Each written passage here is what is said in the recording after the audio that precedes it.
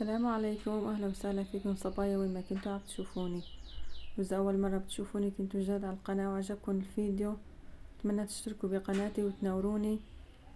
اهلا وسهلا فيكم. اليوم رح نعمل لحم بعجين بالبيت وبدون فرن على الغاز، طريقه كتير سهله وبعجينه كتير طريه. رح نعملها بالبيت العجينه، مقاديرها كتير سهله وعجينه طريه مثل القطن، وبيطلع رقيق معاكم مثل لحم بعجين جاهز. اول شي معنا اكياس كبيرة مي دافية،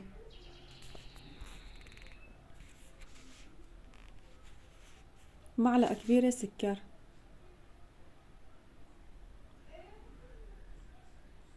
معلقة صغيرة خميرة فورية،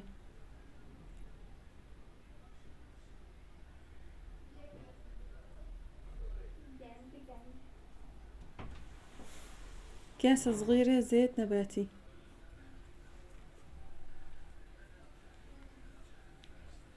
نخلطن حتى يدوب السكر وتتفاعل الخميرة. والطحين معنا نص كيلو طحين، ونص معلقة صغيرة ملح، ما بنكتر ملح عشان ما تشد العجينة معنا وبتصير قاسية وما بنقدر بنمدها، بصير القرصة سميك معنا. بنخلط الطحين على السوا، بنعجنه حتى تتماسك العجينة كلها سوا، وبعدها بنصير نحطلها مي بالتدريج حتى نعجن العجينة. هون اخدت معي نص كاسة مي لما عجنتها، وشوفوا شلون العجينة كتير طرية وناعمة وكويسة. بنتركها هون هلأ تختمر قبل ما نحضر الخضرة للحمة. معانا هون نص بايت بقدونس و3 حبات بندورة، ما يكونوا كبار كتير، اذا كبار بندورتين بكفي، وبصلتين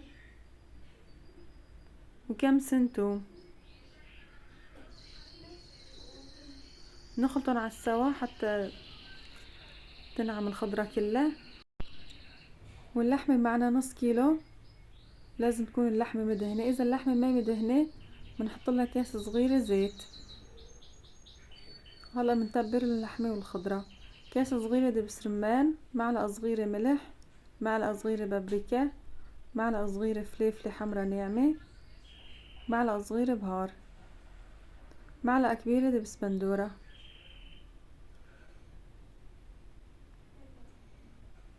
ومعلقة كبيرة دبس فليفلة. نخلطن على السوا، وهاي الحشوة صارت جاهزة. اللحمة بنقطع العجينة لكرات حجم وسط، ما يكونوا كبار كتير، وبنغطي العجينة مشان ما تنشف. بنرش شوية طحين وبنبدأ نمد العجينة، بنعمله على قرص مدور، او بتحبوا اذا يعني بتعملوه قرص مطاول ما في مشكلة. وهي سماكة العجينة كتير رقيقة وكويسة وطرية العجينة. بنمدن اول شي كلهم بنجهزن، بعدها بنحط فيهم اللحمة الحشوة، بنمدها بايدنا على السوا، بنكبسها وبنخلي اللحمة على الاطراف جاي مشان ما اطراف القرص هيك يتأمروا معنا، بصير القرص هيك كله طري وطيب.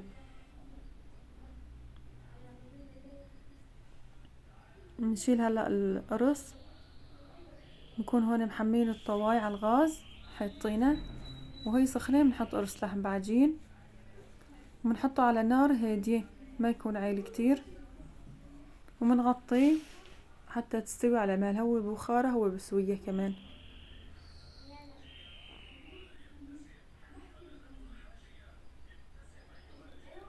هون انا حبيت اساوي على ورق الزبدة مشان يسهل معنا يعني شيلة القرص لما نحطه بالطواي.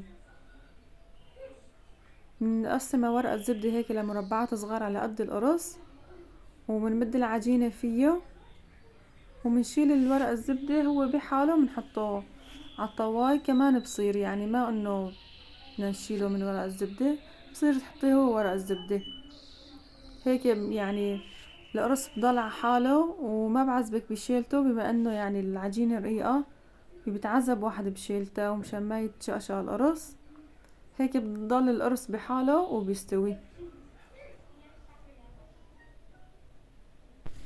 وهي استوى القرص، كل قرص بنشيله بنغطيه مشان يضل طري، هيك صار اللحم بعجين جاهز.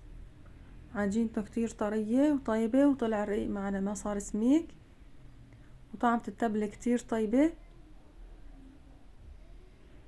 هلا راح نشوفه سوا حتى من قفاه شوف شلون مستوي. وهذا الدهن هو اللي بيطلع منه، يعني الطواي كمان نسيت اقولكم انه ما بنحط فيها شي، ما بنحط لها اي دهون، لا سمنة ولا زيت. اللحمة هي إلها دهنة، هو لحاله الدهن اللي فيه راح تطلع منه، والمي اللي بالخضرة كمان بتطلع بيستوي، وهو بخارة بيسويها كمان. وهذا شكله النهائي، طلع طعمته كتير طيبة والعجينة كتير طرية وكتير طيبة، والله طلع أطيب من الجاهز اللي منساويه بالسوق.